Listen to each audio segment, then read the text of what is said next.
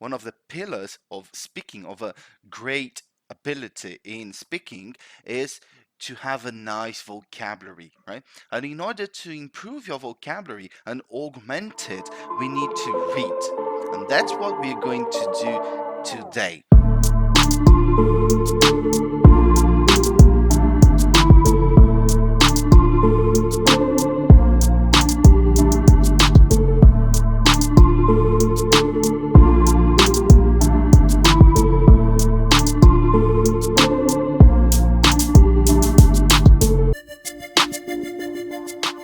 Hello again, and welcome back to Blimey English. Today we are going to do another reading to speak practice.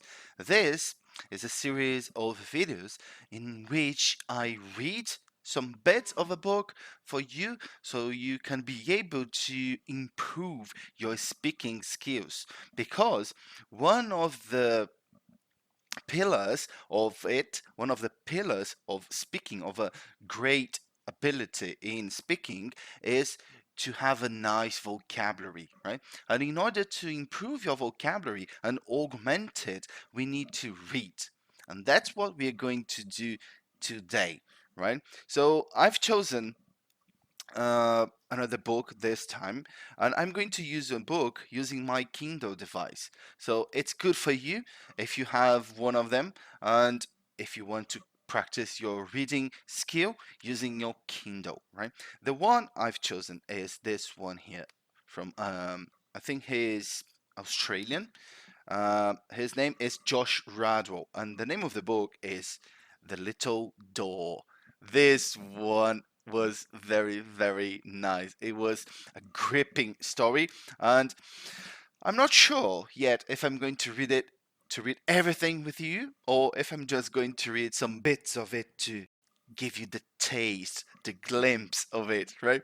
So anyway, um, you got the chance to see and to understand how reading to speak should be, right? Because what I'm going to do is I'm going to read with you, and then you will see that I'll go marking words that I find will be interesting for you, and then after reading I will come back and check the words meanings with you. Shall we? Let's get started. Let's open it. Yes, The Little Door, a horror novella by Josh Radwell. So, just before we start, a novella would be a short novel, right? It's a story that is a bit shorter than a novel, okay? All right, let's start. With your Kindle, you can just touch the top of your screen and choose this. Go to, and then we've got here, The Little Door. All right, let's start. I will read it through with you, and then when I spot some words or some expression that I find interesting for you, or that I find might be interesting for you, I will mark it so you can check the meaning later on. All right, let's go. The Little Door. The problem with narrating this story in the past tense is that you, reader, we're not so close to there just yet, but maybe. Will have already worked out, because you're smart, I know it, that I do not die at the end of this recount. And if I had to guess, I'd say you are a little bummed out. About that, because you want something with a little something with a little melodrama and bleakness.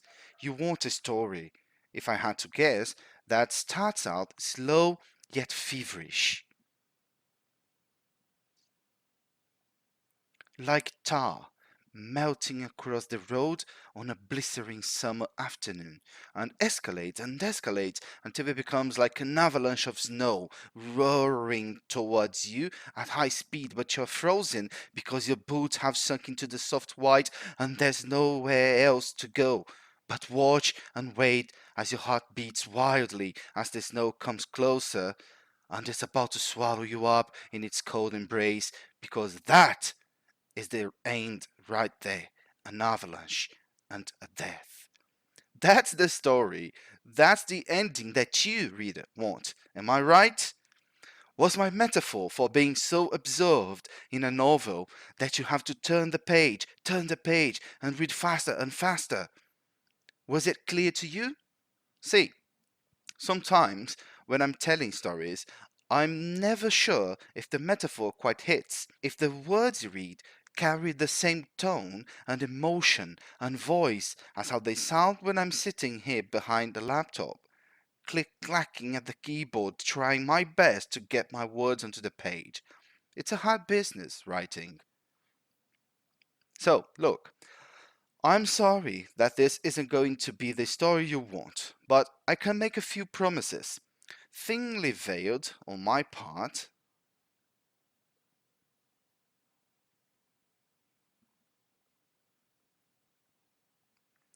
thinly veiled on my part, sure, because how am I supposed to know what does and doesn't give you a good scare?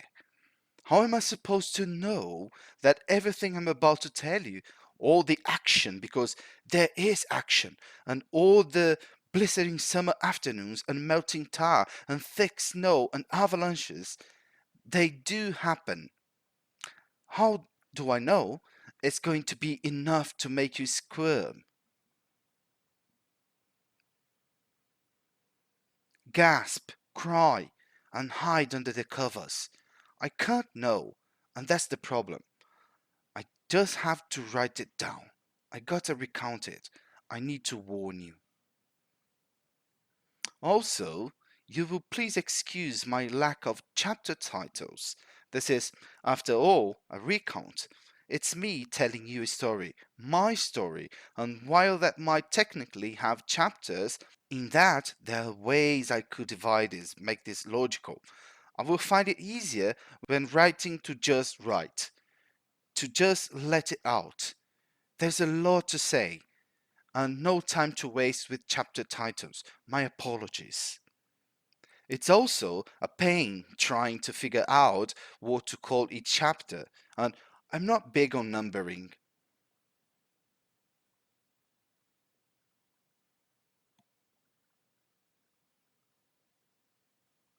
I'm sure you will understand, reader, and I'm sure you'll be able to forgive me. I promise to keep things organized as best I can, to keep things concise as much as possible, but to go into detail where necessary. This is the best way to do it, I think. I don't know how much I have to say. Will you stick with me to the end? Listen, put a kettle on, brew some tea, or coffee, or just milk, or apple juice, whatever, and come sit with me. Sit and pretend that I'm next to you, whispering into your ear. God knows things have whispered into my ear.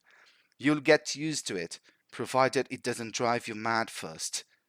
And now that you already know that I'm in fact alive and well, or rather alive, I think it's best I let you in on a little secret.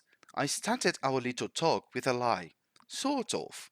I do die in this recount, but that's not the end. My name is Henry. I will begin at the beginning.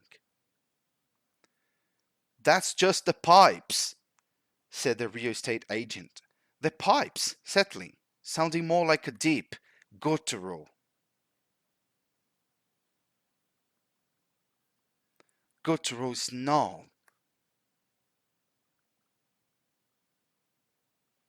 Something like a ritualistic chant. I'd seen a dozen houses by then, each one imperfect in some way. Windows that wouldn't open, mice holes in the walls, shingling falling from the roof. But this one, the house on Cheshire Street, with its perfect grey shingling and solid oak door and arched windows on the second floor, and an open plan kitchen living room, was perfect. Near perfect, except for this sound in the pipes.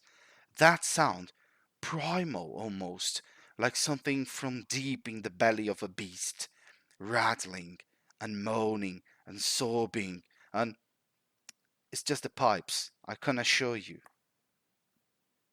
That first night, it was silent until I heard the bells. That was one of the key selling points of the property, its isolation. The nearest neighbor was a good 10-minute walk down the road. Not entirely isolated, but not the suburban clusterfuck I used to live in, where every house was practically pressed together. So much that you could hear your neighbor taking a dump.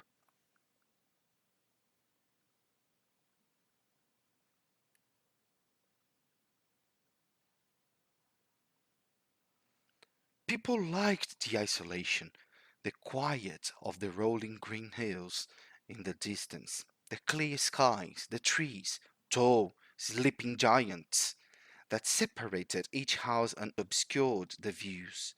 The backyard was woodland, old oaks and pines and the likes, dense and cold and dark. Unpleasant enough during the day, no doubt impossible to navigate at night. The house was not old, as far as old houses go, but it was withered and aged and looked, in comparison to the newer, or rather recently renovated houses on the Cheshire Street, to be almost decrepit.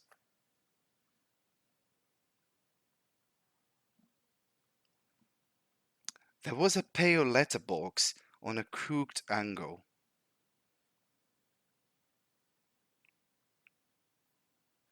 marking the beginning of a loose gravel driveway that slithered from the main road, the only road in any direction, and was surrounded by green grass that bled into rough and dry brown earth. The roof was somewhat worn. Its slates, once black, had turned grey white from years of exposure. The exterior was chipped cream paint.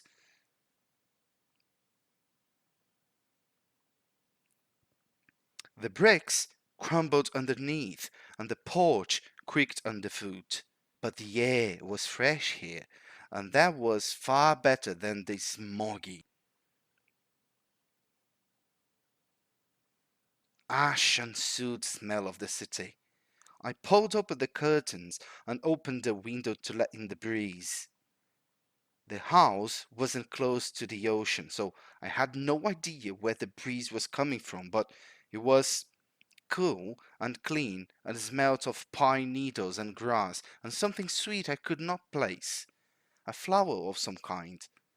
And there was no sound, no birds, or no whistling of the wind, no rustling in the trees across the way, no car engines humming in the distance. Complete silence.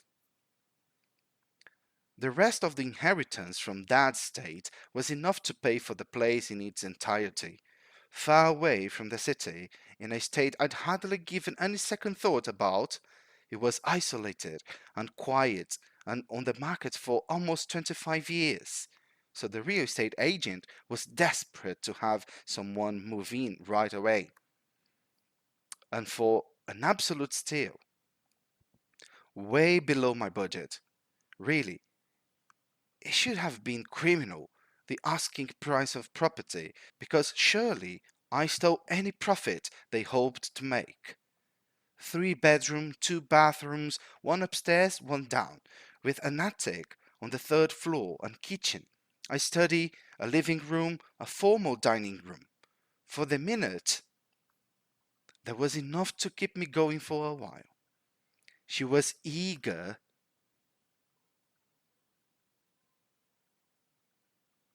She was eager to have me sign the papers right away.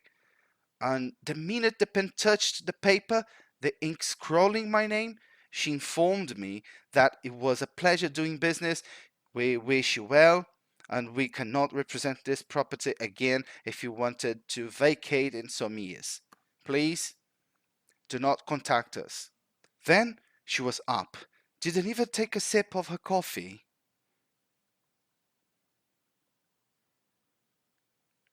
and she was out. Keys already in my hand. The door swung shut behind her.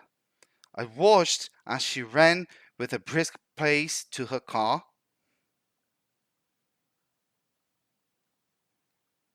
slammed the door, and drove off and drove off without even looking back. She was desperate to get out of the house, away from it. Who could blame her? The damned thing had caused them for almost 25 years. She was a pretty woman, with hair so platinum it almost looked silver in the light. Her name was Wendy. She didn't tell me her last name. I didn't care enough to ask. She spoke little. Her longest sentence was telling me that the house was old, very old, and that it used to be owned by the church. I asked her what a church would use the place for, and she turned away to pull open the curtains in the living room, shrugging off my question with, "Oh, just church business." "Where's the church?" I'd asked her. She turned to face me, her smile forced. She chuckled. She chuckled. "Well, it's just down the road, not far." "Great," I said. "Great," I thought. Door knockers. Yay, Sunday morning disturbances. They're quite a group, she admitted. That's good to know. And so, that first night, as the sun was setting behind the woods, I sat in the orange-pink light in the living room, and I waited until it was dark enough for the birds to sleep and the critters to slumber before I got up and, for whatever reason, decided to start unpacking the few things I'd brought with me in the car. The first night in the house, I heard the church. The ringing of the bells, a chime that carried across the way from wherever it had come, carried on the evening winds, and slipped into the living room window. It was to that sound that I found the little door. It's about half the size of a regular door, about as wide, and looked old, as if it had been there even before the house, if such thing were possible. I put my hand on the door and felt it. Rough.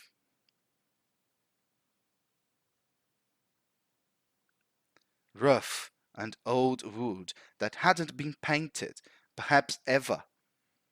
It wasn't on any of the blueprints the real estate agent handed over when she handed over the keys. Must not have ever existed.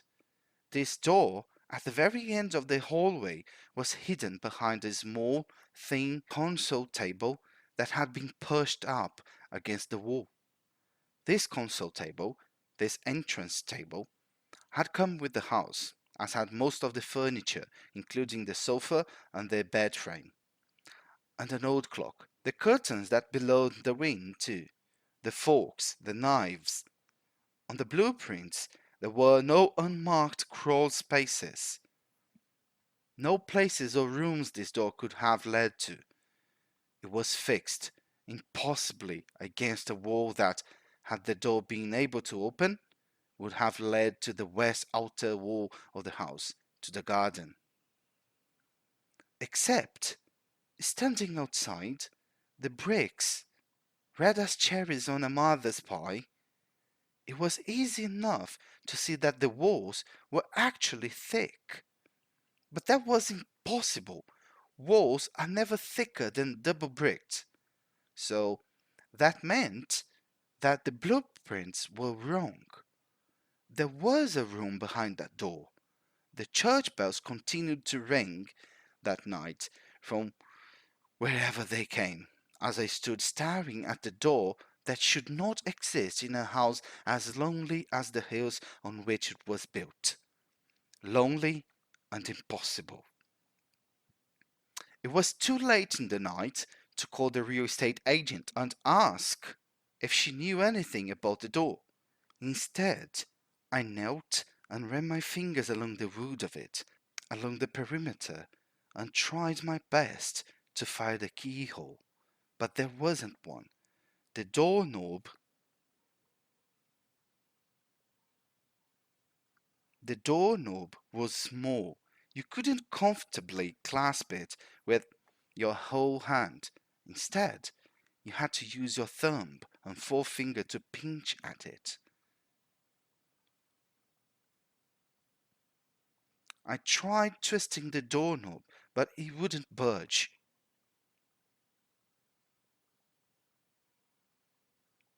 Nor would it budge when tugging at the door to open. I wasn't about to rip it off the wall, though the hinges might well have given out if I tried.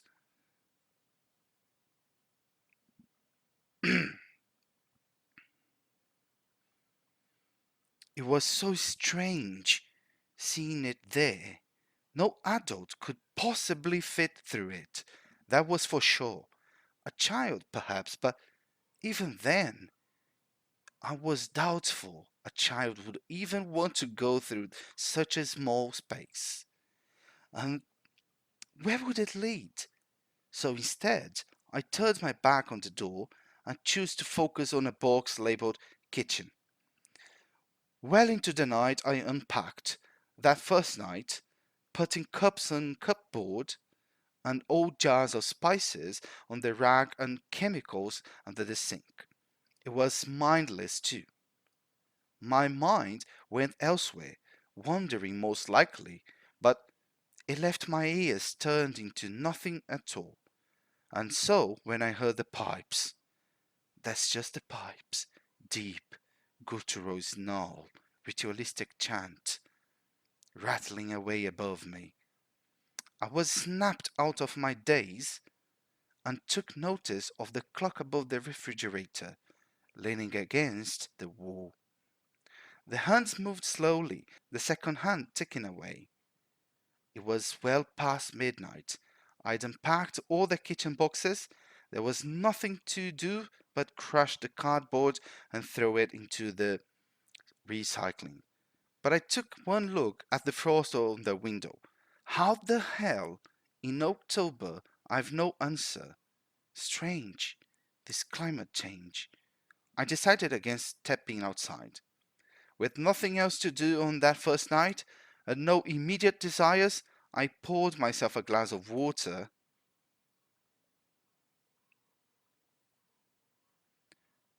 I poured myself a glass of water, reader, and walked on up to the bedroom, passing the door on my way.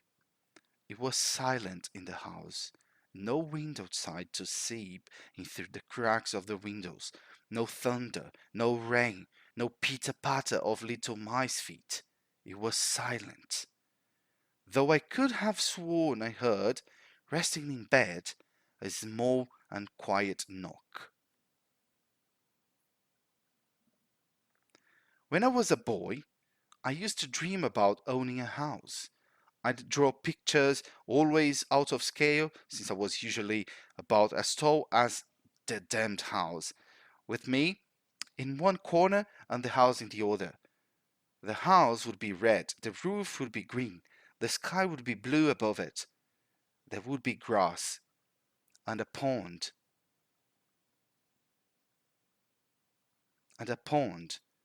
in which fish swam. And when I was feeling particularly hopeful, because even then, when I was 4, 5, 6, 7 years old, and on, I was told that I wasn't responsible enough. I'd draw a dog sitting beside me. I'd always wanted a dog. It was Dad who told me no. Dad who told me, you're not responsible enough. That was always his excuse, but never did he offer any kind of proof, any evidence. And for a lawyer, such bold claims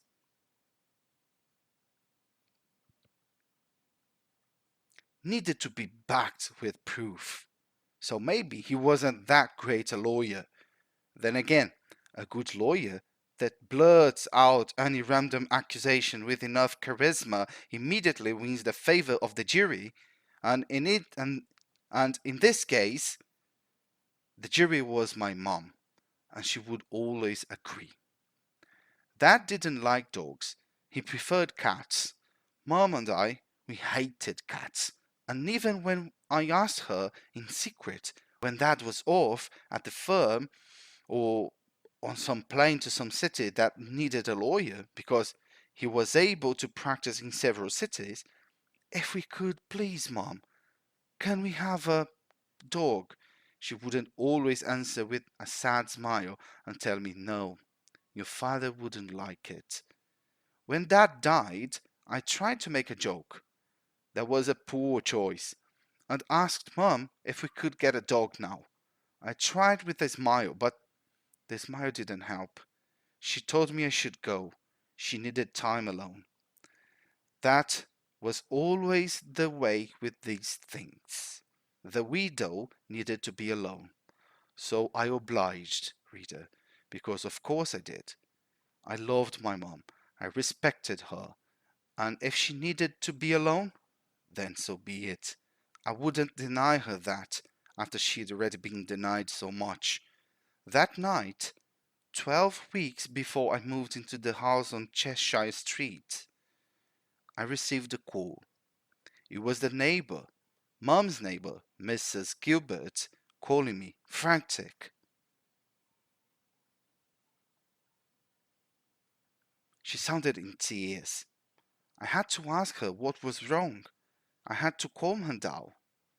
Mom, she'd been drinking a bottle of wine, and then the scotch that kept in the cabinet in the living room, and then something she'd found behind that bottle, some type of alcohol from some country, some place with a name I couldn't pronounce, and she'd gotten very drunk.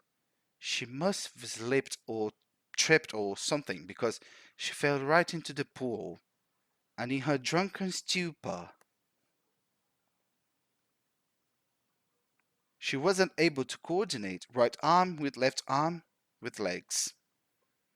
And so when her lungs gave out at the bottom of the pool, she surfaced with her face down, her clothes soaking wet, and was noticed by Mrs. Gilbert from her bedroom window that overlooked Mum's backyard that it was Mrs. Gilbert who screamed and called for her sons, and they had to hook Mum's arm into the cleaning net to drag her to the edge so that they could heave her cold, blue body up and out of the water and onto the pavement and try their best to get air into the lungs. But it was too late, reader, because she'd been dead some 10 minutes before poor old Mrs. Gilbert noticed from her bedroom window.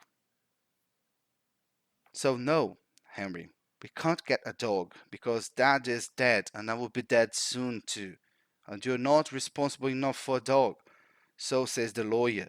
So agrees the jury. And if that was the last thing you asked, Henry, well, how on earth could I bring myself, reader, to adopt a companion for my new home if every time I looked into its face, I could only see Snow White and water blue? When I woke, I pulled open the windows and took in the isolation. I decided to run a bath, a warm one, to loosen the muscles and soothe the back. Have you ever looked out at the trees, reader? Really looked? Take a minute. I reckon you should. To just look out the window and look across, and to see the trees, the way they grow, the patterns that emerge in something that is seemingly without patterns. Do you have trees, reader? Perhaps you have only sky. I used to imagine what it would be like to live in a house in the middle of nowhere, up on a hill, and if I looked out the window, there would be trees below me, and only trees for as far as I could see, so far that the trees became the horizon, and the horizon was the sky. It would be just me. Sitting here now, thinking about what next to tell you, I'm in a cramped little apartment that barely has any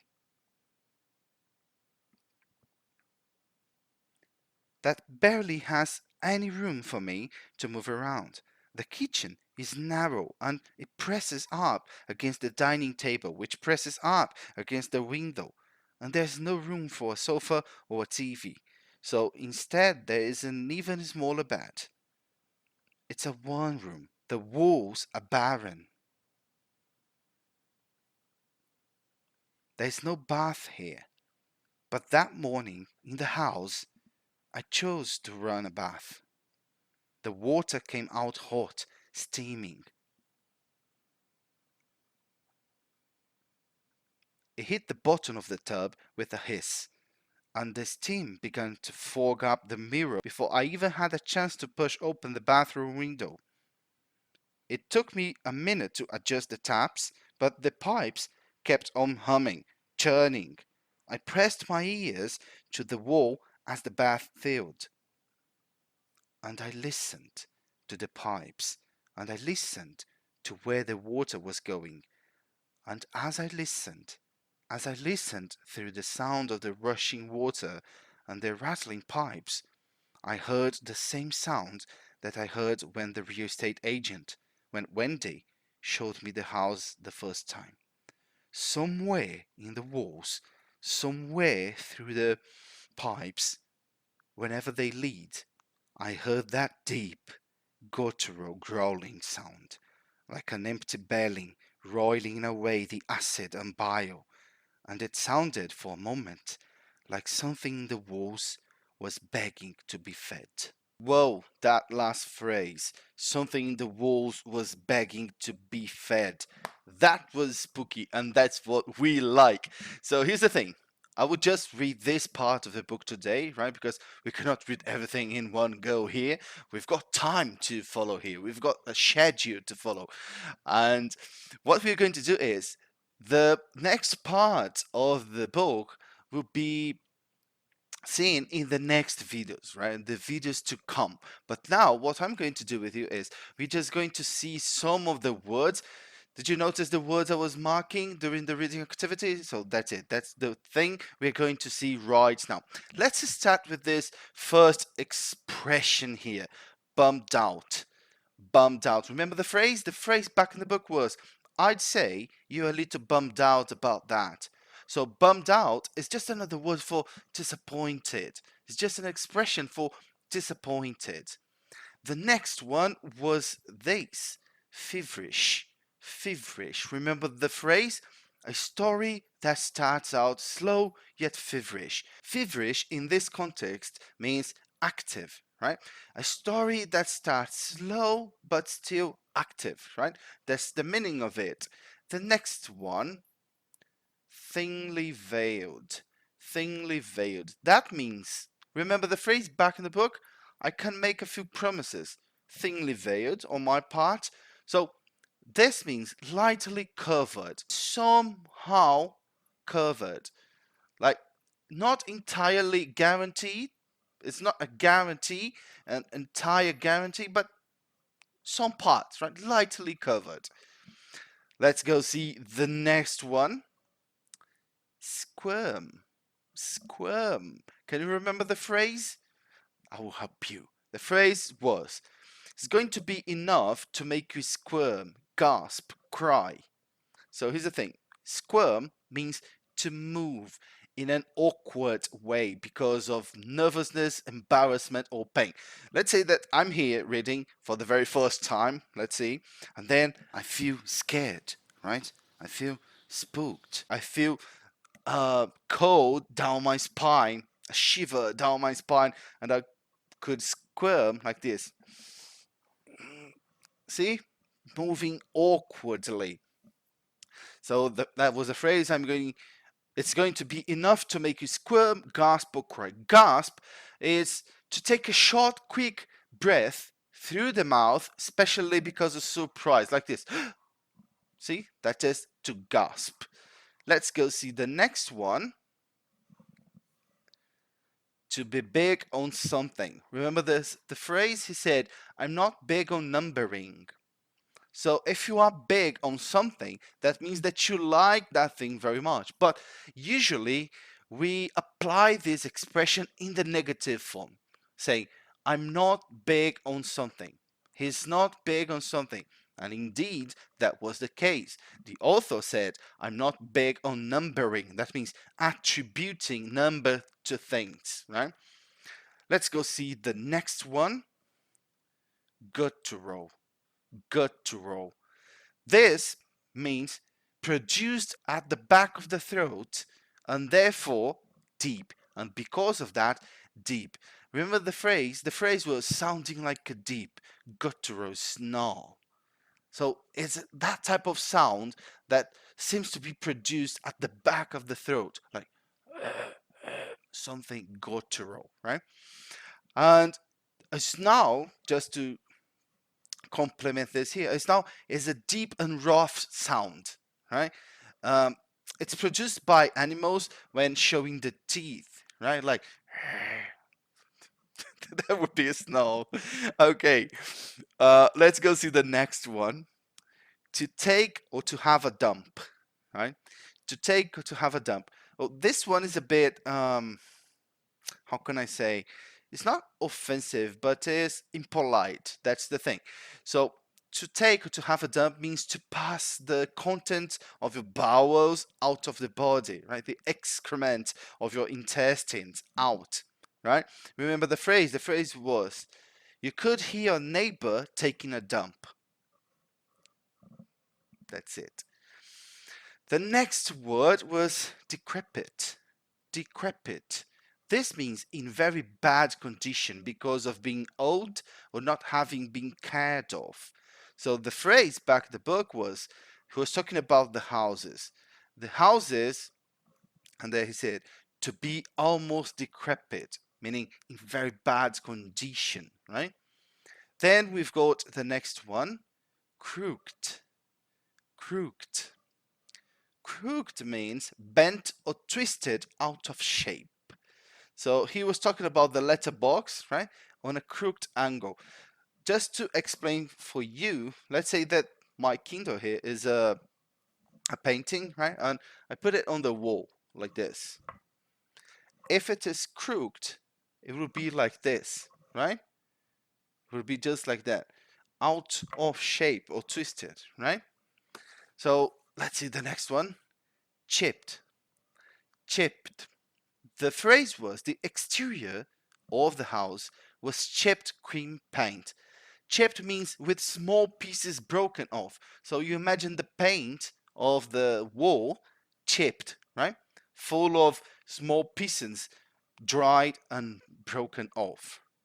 Then we've got the next one, smoggy. Smoggy. Remember the phrase? Better than the smoggy smell of the city. So smoggy is something related or affected by smog. Do you know what smog is? Smog is the conjunction of smoke and fog, right? That's it. Then we've got the next one, humming. Humming. Humming is something producing a hum, a continuous and low sound. The phrase was, no car engines humming in the distance. So if you imagine, if you live in downtown, for example, you can clearly see, you can clearly notice this, that sound that you can notice, you can hear in the distance of cars and trucks, lorries, they're making that sound. You could, oh, that's the sound of cars, the traffic. See? Hum. Then we've come to the next one, eager. Eager. Eager means wanting very much to do or to have something. The phrase back in the book was, she was eager to have me sign the papers. It means she was anxious to make him sign the papers, right? If you are eager, you are anxious, you want to do something or you want to have something, right? Then we've got the next one, sip. Sip. So a sip or to sip means to drink, taking very small amounts at a time. So a sip, I've got no cup here. No, where is my cup of tea, my cup of coffee? What is happening here? But the thing is, to have a sip means to have just small amounts at a time, right? And in fact, the phrase back in the book was, she didn't even take a sip of her coffee. See? Then we come to the next one, brisk. Brisk. So this means quick, energetic, and active. The phrase was, I watched as she ran with a brisk pace. Pace is the speed at which someone moves, right? So I watched as she ran with a brisk pace. She was walking quickly, energetically, right? Then we've come to the next one, chuckle. Chuckle. This means to laugh quietly. If you chuckle, you laugh to yourself. Like, that's a chuckle, right? If you remember the phrase back in the book, it was, she chuckled. Well, it's just down the road. See that? That's a chuckle, right? The next word, rough. Rough. A surface that doesn't feel smooth when you touch it. So imagine my Kindle device here has a cover. I don't know if you can notice. So it's got a texture, right? So this is a bit rough, right? It's not smooth. Smooth, on the other hand, would be like this, the cover of my book here. When you touch it, it's smooth, right? But if you touch something rough, you can even hear. See? Okay, let's go to the next one. Oh, I'm sorry. What am I doing here?